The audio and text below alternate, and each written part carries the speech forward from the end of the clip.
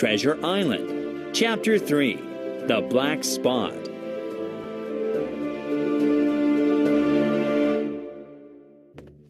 Later that day, I stopped at the captain's door with a cool drink. He seemed weak and excited at the same time. "Jim," he said, "I've been good to you, but now I'm low and alone. Bring me some rum, won't you, matey?" "The doctor—" I began. He cursed the doctor. "Doctors are all swabs, only fit to clean a ship," he said. "What does the doctor know? I've been in places hot as a furnace, with mates fallen sick with yellow fever, and I lived on rum, I tell you. If I can't have some rum now, I'll die, and my death will be your fault, Jim."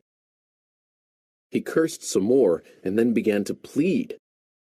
"Look how my fingers are shaking. I haven't had a drop to drink today. The doctor himself said one glass wouldn't hurt me. I'll give you a gold coin for a drink, Jim." He was growing far too excited and loud, and my father needed peace and quiet. And the doctor had said one drink wouldn't hurt.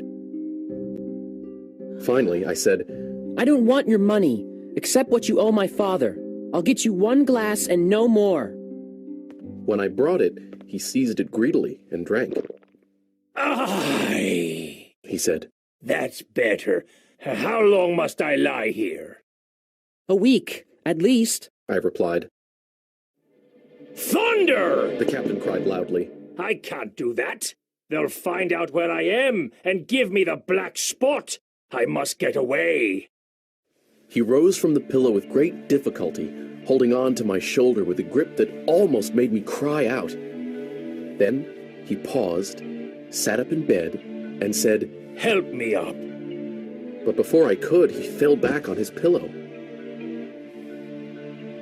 "You saw that seafaring man today?" "Black Dog?" I asked. "Yes, Black Dog. He's bad, but there are worse men than him from old Flint's crew. They're after my sea chest boy, and if I can't get away—" The old man coughed. "Captain?" I said, "You get on a horse and ride to that doctor and tell him to have them all arrested. All of them. All that's left of old Flint's crew." The captain closed his eyes, but kept speaking. "I was Flint's first mate, and I'm the only one who knows the secret place. Flint told me when he was dying. But don't get the doctor unless Flint's old crew puts the black spot on me, or if you see Black Dog again, or a seafaring man with one leg, him above all." "But what's the black spot?" I asked. "It's a judgment, Jim. An evil summons to my own death."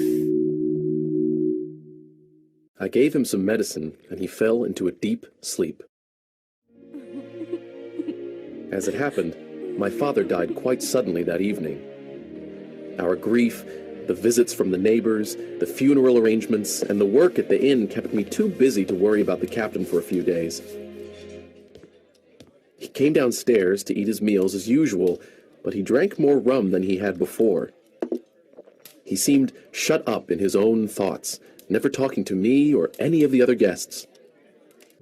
Then, one frosty afternoon, as I stood at the door, full of sad thoughts, I noticed a blind man outside. He tapped his way down the road using a long stick for a cane. He wore a green cloth over his eyes and a huge, tattered sea cloak with a hood that made him appear deformed. I never saw a more dreadful-looking figure. He stopped and, addressing the air, said, Will any kind friend inform a poor blind man where he is? "You are at the Admiral Benbow Inn," I said. I hear a young voice. He said, Will you give me your hand, my kind young friend, and lead me in? I held out my hand, and the horrible, soft-spoken, eyeless creature gripped me so hard it hurt. I struggled, but the blind man pulled me closer. Now, boy, he said. take me to the captain or I'll break your arm. He gave my arm a wrench that made me cry out. Sir, I said, the captain is ill. March! he commanded. The blind man held me tight, and I never heard a voice more cruel, cold, and ugly. Lead me to him and say, a friend is here to see you, Bill, or else I'll do this. And he pinched me so hard I thought I'd faint. I walked over to the captain's table and said, Your friend is here, Bill. The poor captain raised his head from his arms on the table. The drunkenness went out of his eyes, and he stared at me, sober. He looked mortally sick. Time for business. The blind man said. Boy, take his wrist and bring it near to me. I took the captain's wrist, and he didn't resist. I brought his hand toward the blind man, and then saw something pass from the blind man's hand into the captain's palm. And now that's done. The blind man said. He let go of me, and with incredible nimbleness skipped out of the inn. He went out to the road, his stick tapping into the distance. The captain looked sharply into his palm. 10 o'clock. He cried. 6 hours. He sprang to his feet, but then staggered backward, putting his hand to his throat. Swaying for a moment, he then fell with a thud to the floor. I ran to him at once. Mother! I cried. Help us! Mother! But it was too late. The captain was dead. I burst into tears. It was the second death I'd known, and the sorrow of the first was still fresh in my heart.